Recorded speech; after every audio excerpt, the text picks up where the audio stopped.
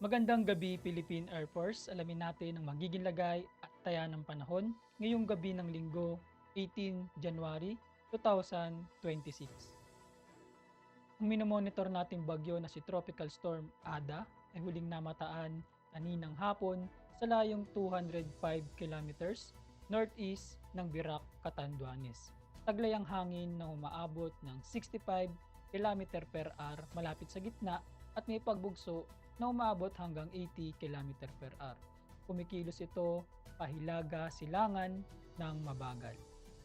Samantalang ang northeast monsoon or hanging amihan ang siyang patuloy na makakaapekto sa northern Luzon. Para naman sa track ni Tropical Storm Ada, sa mga susunod na araw ay patuloy itong kikilos, pahilaga, silangan at mananatiling nasa tropical storm category hanggang Martes. At tinaasahan nga na magiging isang low pressure area na lamang ito sa araw naman ng Miyerkules. Nakataas pa rin ang wind signal number 1 sa Catanduanes at northeastern portion ng Camarines Sur.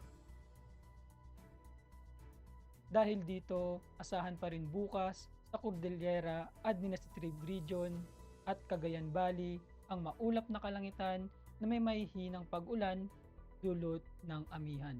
Sa natitirang bahagi naman ng Luzon, kasama dyan ng Metro Manila, buong Visayas, pati na rin dito sa buong Mindanao, asahan ng bahagyang maulap hanggang sa maulap na kalangitan na may mga tsansa ng pulupulong pag-ulan, pagkidlat o pagkulog na madalas sa hapon o gabi.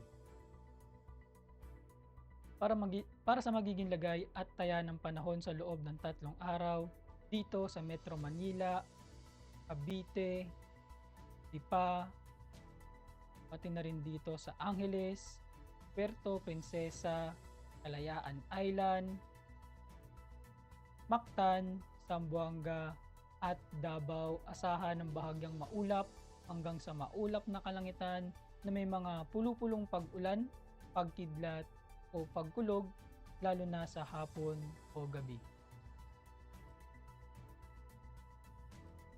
Lumubog ang araw kaninang 17:48 at sisikat bukas ng umaga sa ganap na 06:25.